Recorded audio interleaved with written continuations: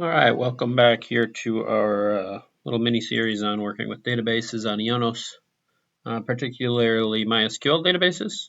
This is the fourth video, I think, of this series. So far, we've gone ahead and created some web space for us to work in. That entailed a subdomain. You can see right now we're in db.10minutewebdev.com. So if you bounce out there, you'll see this working example. We've created a database, connected to that database. We went through, created a couple database tables to model a music catalog, a mini music catalog with some artists or bands and then some associated albums. And then we did a database import by importing a CSV file, comma separated value file, just a simple text file with information that we could populate with our database. And then we have a full database we can now work with. It's got about 2 artists and maybe 20 different albums. So with our databases created and in PHP we can browse through this data. You can see right here we got a bunch of different albums, but got a bunch of different artists. We can browse through it, but for anyone else that's visiting a website and wanting to browse through a catalog, not very usable unless they have access to Ionos.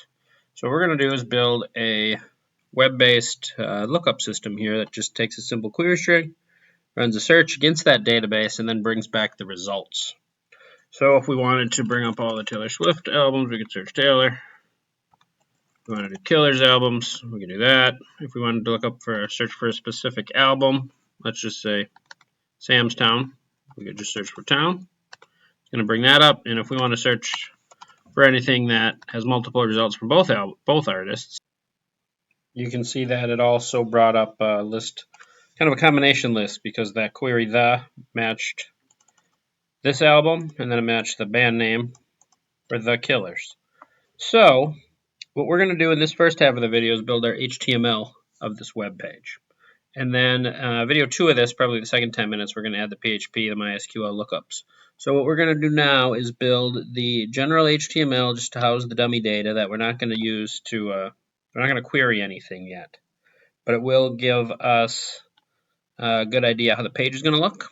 And then in the next video, again, we're going to add the PHP MySQL, get the query, make it look how we need it to look. So that PHP HTML will end up looking like this. I had done this in a previous video that did not record properly. So I'm going to redo it. So we're going to wipe all of this out and then build it back in 2 videos. So to remove everything I added before that gave us the demo we just saw, I'm just going to delete a lot of the HTML. Here's our web form will be gone, and what we're going to try to leave is just the database connection. So we're going to echo back out connected, and then we are going to go back to that page, see how it looks. So let's get rid of all of that hard work we put in. We're going to leave the Bootstrap JavaScript and CSS. We're going to connect to the database. We're going to echo out connected. And from there, we are going to pick it up and build the HTML for this page. So let me just save that, which should auto push. So with any luck, all we've got is connected. So we're back to square one. Time for some HTML. So our web page had a input field, a submit button, and then a table with a table header, and then a table body. And a lot of that was wrapped in some Bootstrap HTML that gave it a pretty good layout. So let's just take it from the top and think about what we need to add back. In the Bootstrap world, typically your page is going to have a div that has a class name equal container or container fluid. So if I go container, it's going to do one thing. If I go container fluid, it's going to do another. We'll probably look at both of them. But for starters, I'm just going to put container. I'm actually going to put it under the database connection. And you probably won't want your database connection string to be right in the middle of the body tag. That's bad practice, they would say. But for this purpose, we're just going to do it. I can take the beat down in the comments for people that are opposed to that. So then we have a div. And now let's put a closing div. Now let's just put a h1, album, artist, search, we'll just call it. So h1 is a heading one. This div class equals container. Think of it as a box that wraps all of our content. And we are just going to hit save. And then I'm going to bounce back here, refresh the page. So now you can see we've got our H1. The stuff that's connected, we'll remove that before the next refresh. Maybe we want this centered, and maybe we want to see how it looks if we do the container fluid. All right, so to add the container fluid, just container fluid. And if we want this to be a centered heading, we would give it a class text-center.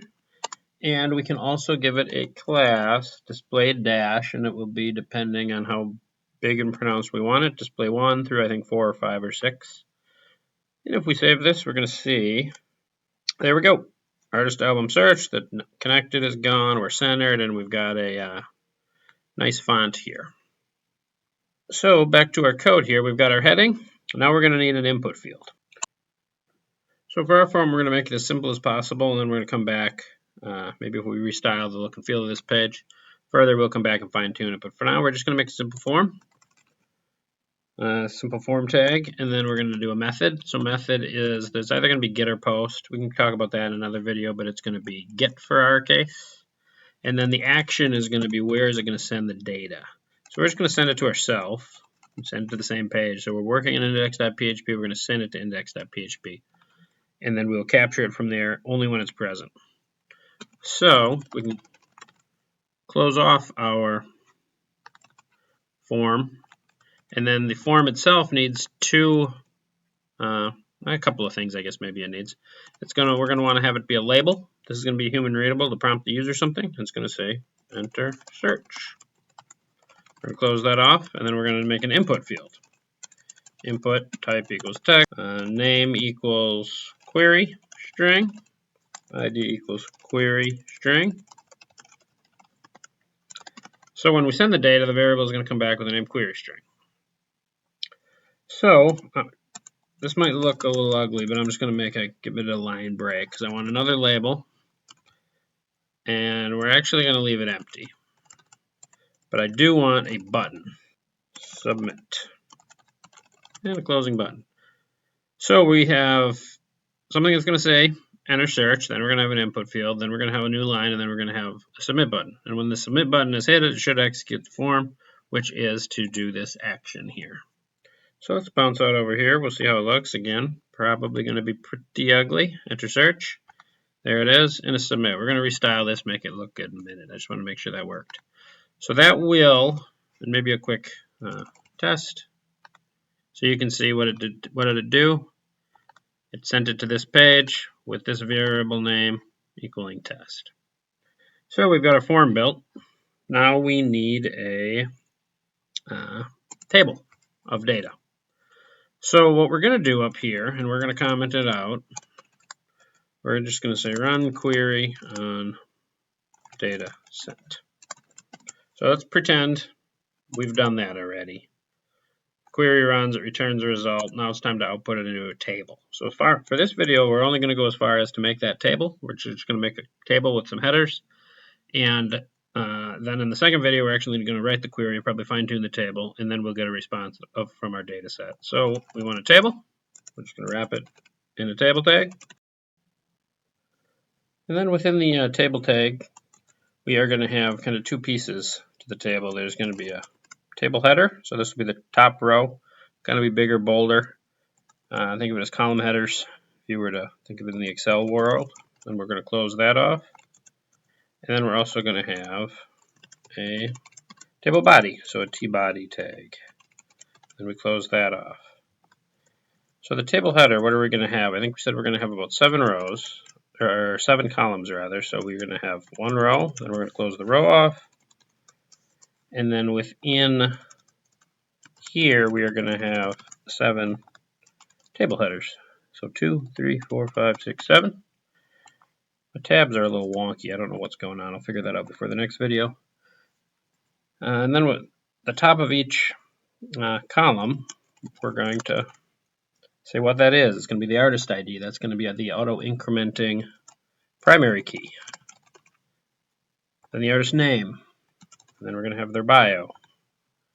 And then we are going to have an image of the artist. And then the last 3 columns is going to be more related to the albums. So it'll be the album title. And then the year released. And then the album art. So that would be it for our table header. Then the body, this is where we would loop through database result set. So we would run the query somewhere up here. We'd maybe echo out a header. And again, all of this is inline HTML, not necessarily the best practice, but it's good for a demo. So here we end loop. So what we would do is create another row. Actually, we're going to do, another row. We're going to close the row. And then within here, for each row in our result set, we're going to have a row and a TD.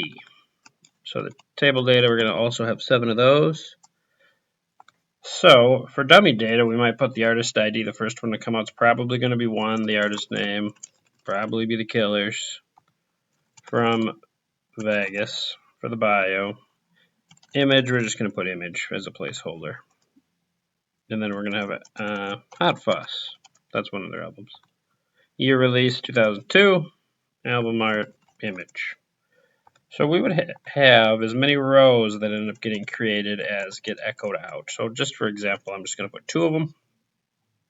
And then we are going to bounce back over to our web browser. And I have saved it to auto-upload it, and it looks like it refreshed. So here is the form we made, the ugly table output. Again, all the HTML we created. If we right-click View Source, we're going to see all that we created. This is from the browser. Here's our form. Here's comments to ourselves. For our next video, we're going to run the query.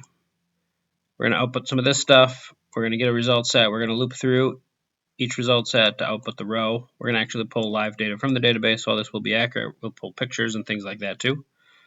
But if we look at our page in the HTML, this is kind of a good start of what the HTML is going to look like. So I think that will wrap up this video. The next video, we will go through and actually query the database, get the results set, loop through the results, output real data, output real images, and then probably clean up the form, make it look better, clean up the table, make it look better. And that will wrap up, I think, this quick little series on databases. So check out the next video if you want to see how the MySQL queries are done with PHP.